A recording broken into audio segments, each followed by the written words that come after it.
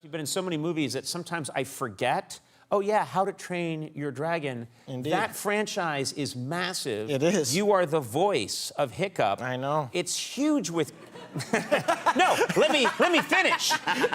You are the voice of Hiccup. Look, you're like, here's yes. some lines. We need you to record Very something. cool. No, but I would just think, I mean, my kids absolutely went insane. They just went insane for the whole series, and I know kids love that. Kids must lose their minds when they find out that you are Hiccup. In theory, usually what happens is a friend of mine will tell me their kids are big fans and they hear my voice in their car in their house all day, and they'll be, here, would you mind coming to meet my kid? I'm like, hey, Daddy's friends with Hiccup, and they'll look up. What the hell's this? This is You're not Hiccup. You're not Hiccup. This is the most underwhelming thing in the world. And they get me. They'll say, hey, how's it going? And they'll be, oh, doesn't he sound like him? And I can see the kid being like, you know, for my benefit, just trying to be like, yeah, I guess it sounds like him, Dad. Yeah, it's a terrible. I've had the experience of someone like in a checkout line being like, "Hey, you that guy Conan? Yeah," and then he goes, "Hey, you know, Susan, look who it is," and she's like, "Ah." Yes.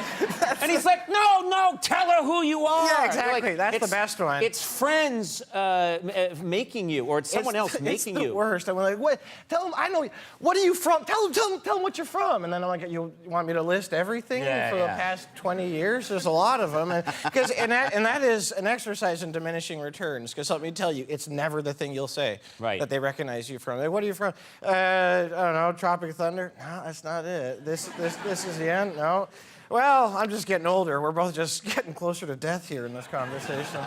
Well, that's the point I like to get all my guests to on this show. We're all getting older and closer to death. We'll take a break. We'll be right back. Buckle up.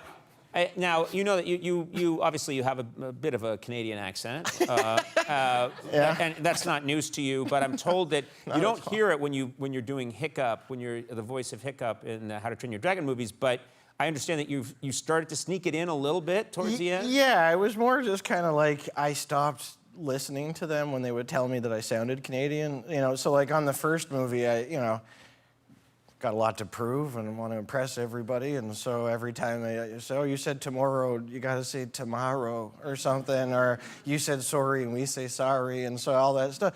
But then as the movies went on, I kind of just stopped really caring, and then I, in fact, gave myself the mission. Also, you had like proven yourself. Well, that's it, and I was like, I just decided at a certain point that Hiccup is Canadian, and